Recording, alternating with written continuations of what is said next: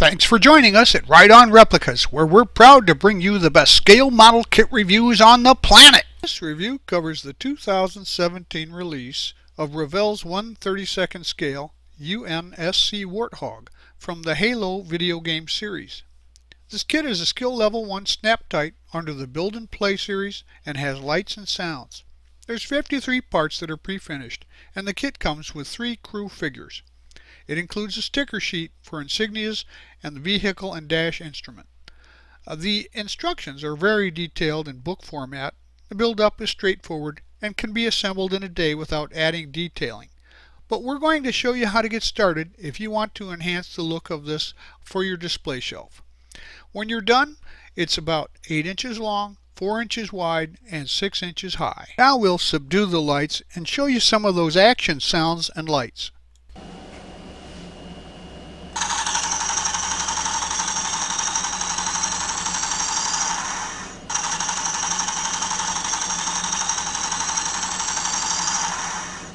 Here are the contents of this kit.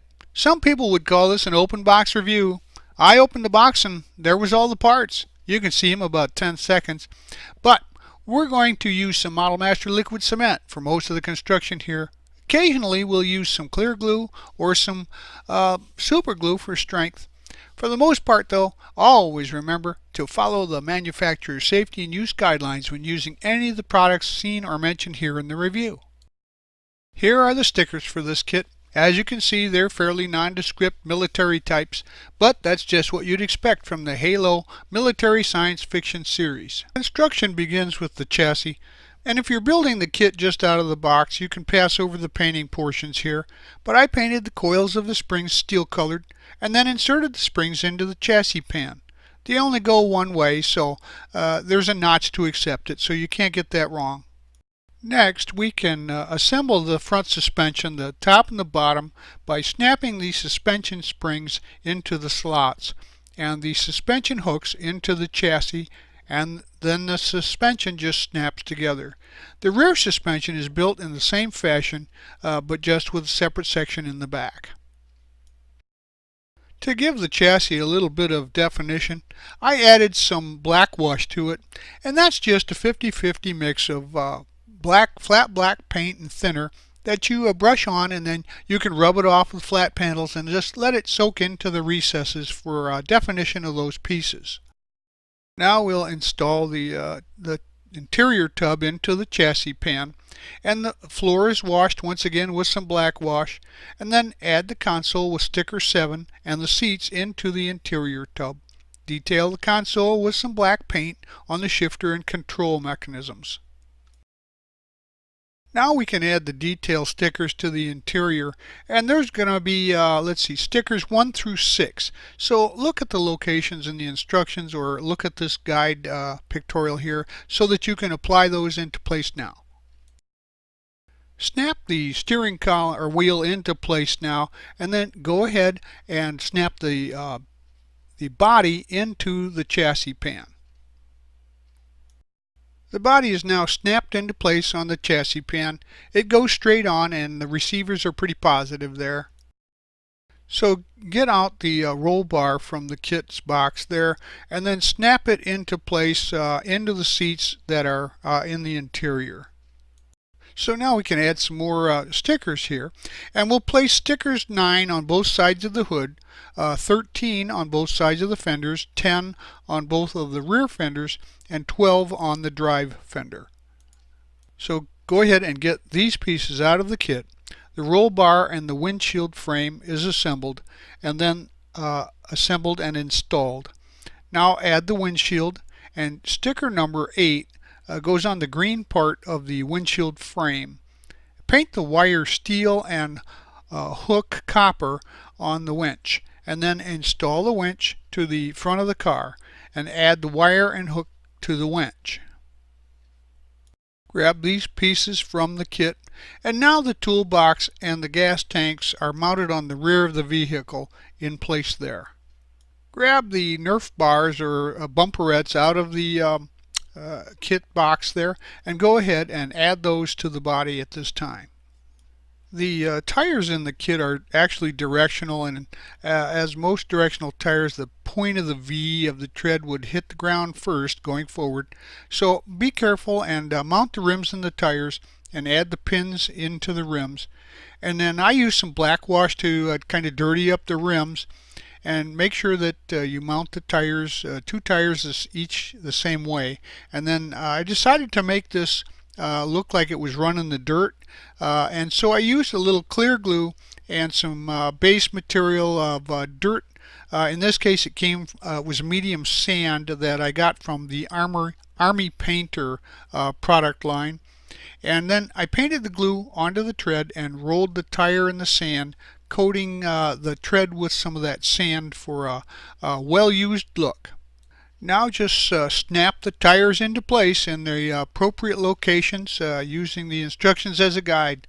And as you can see, she's starting to look like a combat-ready vehicle. So we are at the point now where it looks like we have this vehicle as a rolling chassis and ready to continue to make sure that the Spartans have a capable vehicle for their next mission. Grab the machine gun out of the kit, and it'll be installed into the vehicle now. And as you can see, the red arrow here, it indicates the pull tab for the battery. And as this has lights and sounds and it's battery operated, there's a small battery in there, so pull that tab so that the battery will be engaged. Then install the gun into its location, and the button to work the lights and the sounds is on the right side of the gun. Now the red arrow in this photo will indicate that, and use the black wash that you had mixed up earlier to detail the gun and bring out some of the features. And then stickers 13 and 11 will go onto the shield there. So the figures are installed last. And again, I used some of that black wash to highlight the figures and show some of the details to look them more like they've been lifelike Warzone figures. But you can, of course, you can add any amount of detailing that you want. But I just give it a light highlighting in order to bring out what looks like the features on the exoskeleton armor there. So using some steel paint, I wanted to add some weathering to the model, so I did what's called a dry brush technique, where there's just barely any paint on your brush, but then you just kind of rub it into places where it would look like there would be some wear points on your model. So some of the panels to the corners to represent damage and scratches, and I used a mud color then to add a little dirt, mud, and grime to the steps and the Nerf bars. Now the whole vehicle then was given a wash with some of that black wash overall to once again give it a kind of a grubby look, so it appeared to be a combat use vehicle.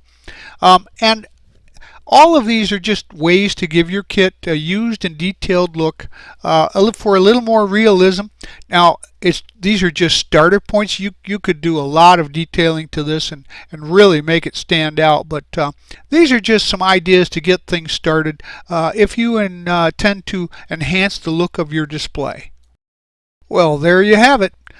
This is a great kit if you just want a slump buster, or to provide to a youngster who's familiar with the Halo series, and even if they aren't, these are pretty cool looking vehicles. So it's intended for the youngsters. It's simple to build, but as you can see in the video here, you can add a considerable amount of detail to it to enhance the appearance and make it one of those great looking attention getters on your display shelf.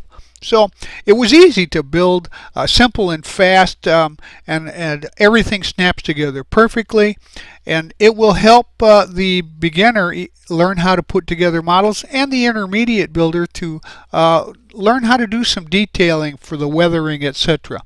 It's a snap kit fit, and the finish was perfect, the color was perfect, and the buildability was very easy. After all, it's a skill level 1, so I recommend that you go out and buy one of these and put it on your shelf.